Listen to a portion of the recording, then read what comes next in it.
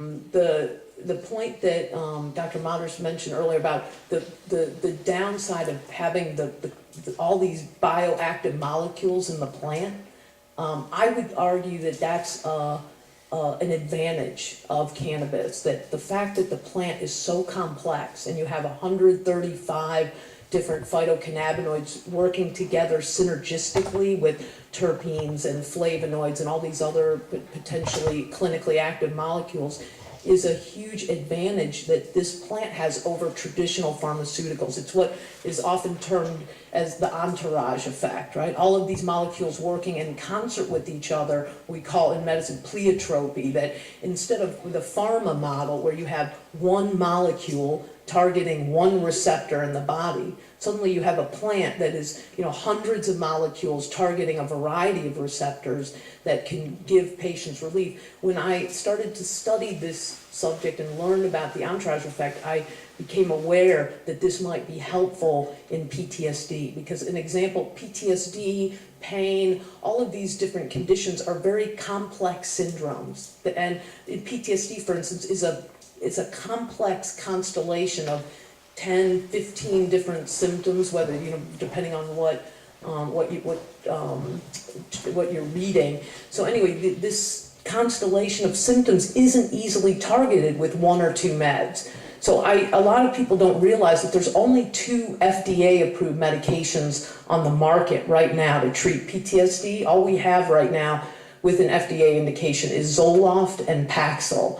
And if any of you know these meds, you're probably aware that they're, especially in PTSD, they're highly disappointing. The efficacy is very low. Patients have tons of side effects, including the black box warning on all of those psych meds that says, that this medication can cause increased suicidal thinking. So you have PTSD patients that are already at risk for suicide, taking a medicine that can increase the suicidality that they're already experiencing.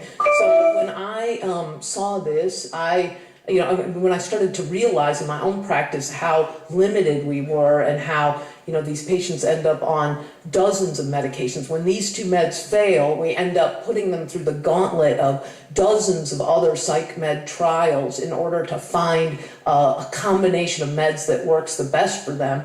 But rarely do we find that ideal regime, and usually these patients just end up feeling totally non-functional, like zombies on all these different meds, all interacting with each other. So we decided to embark on a clinical trial to try to understand, does cannabis really work for PTSD? We were hearing one report after another from vets and other PTSD sufferers claiming that cannabis was helpful, but we were all skeptical as medical professionals. We're all trained to be very dubious about the patient reports. So we attempted to conduct our own trial. And I want to first point out, this is the timeline for a typical efficacy trial, right? This is different than if I'm doing a safety study for NIDA. These trials are highly expedited, but when you dare say you want to study efficacy of cannabis, these are the kind of barriers that you will experience. So we worked on our study protocol throughout 2010 and finally submitted it to the FDA at the end of 2010. I want to emphasize that the FDA was very welcoming of this study. They worked collaboratively with us. They are not the barrier when it comes to cannabis efficacy research. They are physician investigators, most of the ones that we work with, who want to see whole plant cannabis put through the entire FDA drug development process. So they worked with this, and you can see that this was the shortest timeline of the hurdles that we had to deal with. The FDA was the shortest. Really, 5 months later, we had FDA approval for our study. And when I say they worked collaboratively with us, it means they really heard us. There were things that we disagreed on from the very start that they eventually changed their mind on by the end and approved the protocol. For instance, they demanded that this study be fixed dosing. As I told you, they said that this is the only kind of trials that they understand is conducting fixed dosing. And so we eventually persuaded them to allow for patient self-titration, similar to what they already do with Sativex and other cannabis preparations that are on the market. They also reluctantly agreed to a smoking protocol after we presented the safety data. As Dr. Madras said, there really is no safety data now that confirms any association between cannabis smoking and lung cancer, between cannabis smoking and emphysema or COPD. So when we shared that data with the FDA, there's about 30 years of safety studies from NIDA that never confirmed any association. So when that was presented to the FDA, they agreed to allow a smoking protocol. They also agreed to, I'm trying to remember what there. I'll remember in a second. Anyway, so we went through finally 5 years later, after obtaining FDA approval. 5 years later, we're finally on the road to implementing the study, and it's not for lack of trying. Just so I think you sense my my commitment to implementing this, and we worked on this daily for the last 7 years, and only now are we screening patients for this study. So I just want to give you a glimpse of how these randomized controlled trials work. In this case, we're looking at both safety and efficacy of cannabis in the same study. We're looking at 4 different strains or varieties of whole plant cannabis. So we have a placebo control that's actually created from the whole plant. The NIDA alcohol washes plant, leaches out all the cannabinoids, which is inner plant material. We have a high THC arm, a high CBD arm, a 1-to-1 ratio of THC to CBD.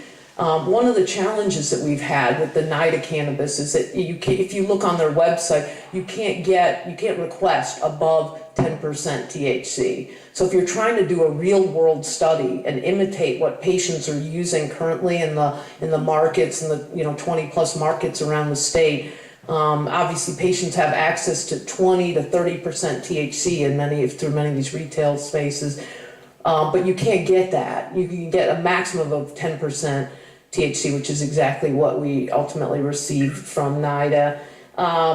The challenge, many of you may not be aware that there is only one federally legal supply of cannabis for any controlled trials. Right now, the National Institute on Drug Abuse holds a government-enforced monopoly on the only legal supply. It's the only Schedule I drug that has to deal with this monopoly. It's very strange that I think we all agree that it is hard to justify that cannabis is even in Schedule I, and that it's clearly the least toxic of all the drugs in Schedule I, and yet it has the most severe barriers when it comes to doing efficacy research. And this marijuana is the only drug in Schedule I that has to go through this monopoly. When we study MDMA or ecstasy, when we study LSD, heroin, any of the other drugs, we can buy research grade LSD or MDMA from any lab in the country. We don't go through NIDA necessarily. So they've enjoyed this monopoly since 1968. And I would argue that many of these efficacy trials have been hindered by the fact that we are forced to use what I would submit is a substandard study drug. I'll show you, the University of Mississippi sends out, so this is after 7 years of struggle with the government, we finally received our study drug from NIDA. It comes out, it's frozen. It's like a frozen powder that arrives in these sandwich bags that are then we dump them out to weigh them. And you can see the consistency of this. It's almost like, it reminds me of a green talcum powder. They pulverize it in order to make it, in order to standardize it. But the problem is, and when Dr. Madras talked about how hard it is to keep, to persuade patients to participate in these trials, this is a big part of the reason why. This picture here, when patients who know what cannabis is supposed to be, and they see this study drug, it is very difficult to retain them in the study and persuade them to proceed to enrollment, or they may be enrolled and drop out quickly after. So this has been a big challenge. This is the actual flyer that's approved by the IRB. We are currently screening patients. We're splitting the protocol between my site and Johns Hopkins. So they'll be enrolling half the patients in Baltimore at Hopkins, and I'll be enrolling the other half. and we are going to collect the most objective, unassailable data. This is the first and only randomized controlled trial in the world looking at whole plant cannabis for PTSD. But one thing I did want to point out is that even if we started, if we enrolled our first patient tomorrow, we still wouldn't have publishable data for 3 years. So this is important to know that these studies, this is a 2-year clinical trial. The data will be published during year 3, but you can see how, you can't, with people who argue that we have to wait until we have more data may not realize how long these processes take. Look, we've already waited 7 years to get the study started. We have another 3 years to go till data is published. Again, this is early phase data. It's only phase 2 trial. We really need phase 3 data. So you can see how you have sick and debilitated patients throughout the state right now who need compassionate access to exquisitely lab-tested cannabis. And I would encourage you to admit that the amount of controlled trials that already exist, there's already thousands of controlled trials published in peer-reviewed journals that already confirm the medical benefits of the different conditions that are listed in the constitutional amendment. And I would encourage you to embrace what the literature that's already out there that I would submit is already sufficient to justify the adding of these. I also want to point out that our trial is a $2.5 million project. So that's what these studies cost. A lot of legislators that I speak with around the country think that they can implement clinical trials with just $100,000 or $200,000 and get some things underway. I can assure you that you will not get through peer review with these kind of low fund. If you try to cut corners on money, the cheapest observational study that came out, the state of Colorado recently invested $9 million of their medical cannabis surplus money, and they plowed that into 8 different clinical trials. I thought that was a very wise investment, looking at efficacy of cannabis only, not funding any safety studies, because we know that we can count on NIDA to do these safety studies. Anyway, of the $9 million, the cheapest observational study that came out of that was $500,000, and it was a very underpowered observational study. Typically, observational studies will run $500,000 to $2 million, depending on the sample size. So it's just important for everyone here to be aware. I know we're all desperate to get access to good research, to objective data.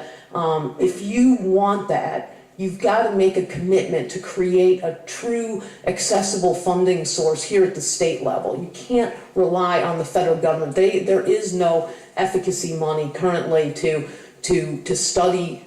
There's no federal government money right now to study efficacy of cannabis. It's all of our studies have typically been privately funded, and the ability to leverage private dollars is really tough. So it would be the most sensible, forward-thinking for this legislature to create a mechanism, either through collecting licensing fees or whatever the model is, sales tax revenue, that you allocate and earmark a portion, guarantee that for cannabis efficacy trials.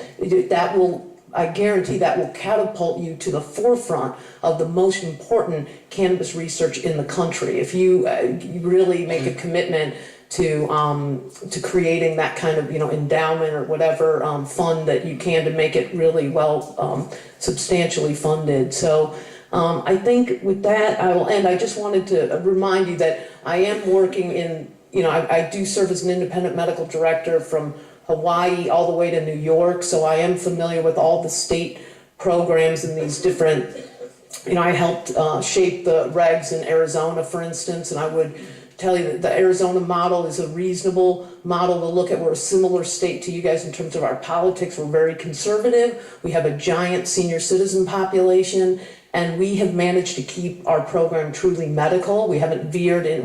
We're now a 6-year-old medical cannabis program, and we have not veered into a recreational system. And I think there's a lot of best practices that you can learn from Arizona, from Maryland, Nevada. There's a lot of great models out there. So let me stop, and I'm happy. Thank you, Dr. Sisley. Thank you. Members, I'll entertain questions for Dr. Sisley or any of the members of the panelists. I do want you to be aware that we have 10 individuals who've requested public comment time, and we do have a duty to include them. And I also want to point out that this is not the last meeting we're going to have with regard to this topic. So if there are any questions for Dr. Sisley? Yes, Representative Silvers, you're recognized. Thank you, Mr. Chairman. Thank you, Dr. Sisley. Appreciate your presentation. I was just wondering, taking notes during your presentation, how do other states work? Do physicians have to order a certain route of administration and dosage? Because a certain dosage, route of administration, and strain can be unique to each person. Yes. It can be a bit of trial and error. So how do they do it in other states? You're recognized to respond. Yes, sir. I think generally what's happened in other states is they have left it up to the patients working with their different dispensaries to learn as much as they can about the plant, to talk with other patients who are using the plant for similar medical conditions, and to develop their own model. That's why patient self-titration is so crucial, because patients will start, with that adage of start low and go slow, and they'll gradually titrate up their dose until they find that best fit, until they find the best fit in terms of the phenotype of cannabis you're talking about, what's the best formulation. There's only one state that I work with right now, New York, tried to implement a system. Their regs said that physicians would include dosing, formulation, and duration of treatment. And the problem with that is that the DEA perceives that type of language. If you force physicians to document the dose of the cannabis, the formulation, the delivery method, things like that, that is tantamount to prescribing in the eyes of the DEA. So the DEA then will step in and advise you to change that language. So I would just encourage you to be careful, because that's what happened in New York, is that language had to be changed. I would just encourage you to start a dialogue with your DEA office as early as possible to come up with some compromise language. But it's crucial right now in these other states, in the 20 plus other states, physicians all they're doing is confirming that a patient has a qualifying condition. They're not giving any details about how to use the cannabis. I mean, they may do that informally with the patient. When they're in a session with them, they may advise them, hey, I'd like you to use, to strive for a cannabis that's rich in CBD. I'd like you to use this, to vaporize and not smoke. I'd like, they may give them informal consultation, but to document that on paper and then have that in a official record would put their DEA registrant status in jeopardy. And that's the position of the DEA, is that they're not allowed, anytime that language has been seen about trying to force physicians to have that, it's always gotten thrown out so far. Follow-up question, Representative Silver? Yes, thank you. Are doctors following the patient along the way for every step of the process, or are people trial and erroring on their own? Recognized. It's up to the physician. So the physicians can mandate with the patient that, hey, I'd like you to come in monthly for follow-up visits, and I want to, continue to follow all of your experience with the cannabis. Some physicians only see the